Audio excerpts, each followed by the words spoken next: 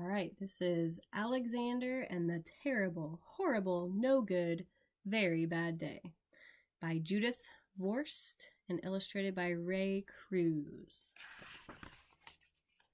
Alexander and the Terrible, Horrible, No Good, Very Bad Day. I went to sleep with gum in my mouth, and now there's gum in my hair. And when I got out of bed this morning, I tripped on the skateboard, and by mistake, I dropped my sweater in the sink while the water was running, and I could tell it was going to be a terrible, horrible, no good, very bad day.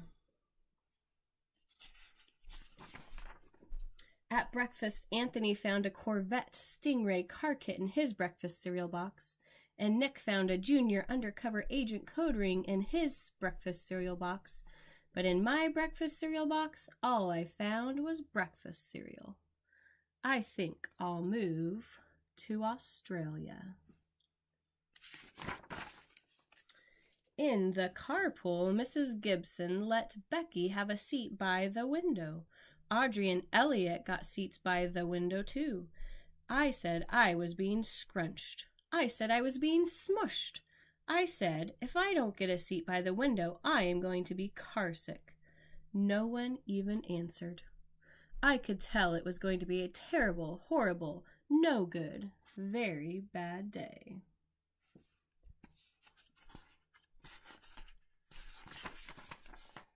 At school, Mrs. Dickens liked Paul's picture of the sailboat better than my picture of the invisible castle. At singing time, she said, I sang too loud. At counting time, she said I left out 16.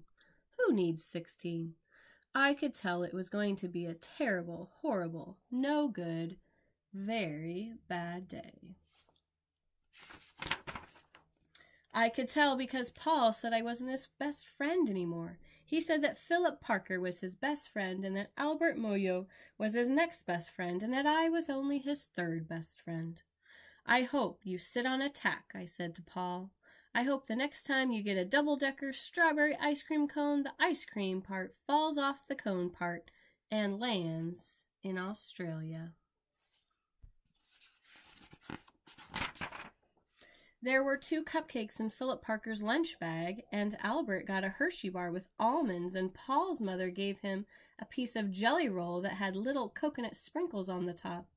Guess whose mother forgot to put in dessert? It was a terrible, horrible, no good, very bad day. That's what it was, because after school my mom took us all to the dentist, and Dr. Fields found a cavity just in me. Come back next week, and I'll fix it, said Dr. Fields. Next week, I said, I'm going to Australia. On the way downstairs, the elevator door closed on my foot, and while we were waiting for my mom to go get the car, Anthony made me fall where it was muddy. And then, when I started crying because of the mud, Nick said I was a crybaby, and while I was punching Nick for saying crybaby, my mom came back with the car and scolded me for being muddy and fighting. I am having a terrible, horrible, no good, very bad day, I told everybody. No one even answered. So then we went to the shoe store to buy some sneakers. Anthony chose white ones with blue stripes. Nick chose red ones with white stripes. I chose blue ones with red stripes, but then the shoe man said we're all sold out.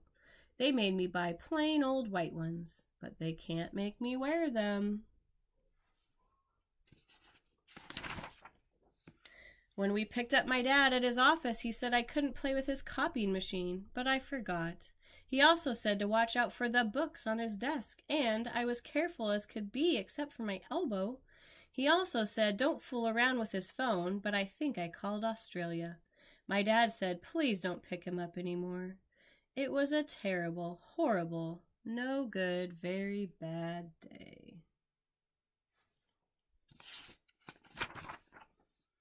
There were lima beans for dinner, and I hate lima beans. There was kissing on TV, and I hate kissing. My bath was too hot. I got soap in my eyes. My marble went down the drain. And I had to wear my railroad train pajamas. I hate my railroad train pajamas.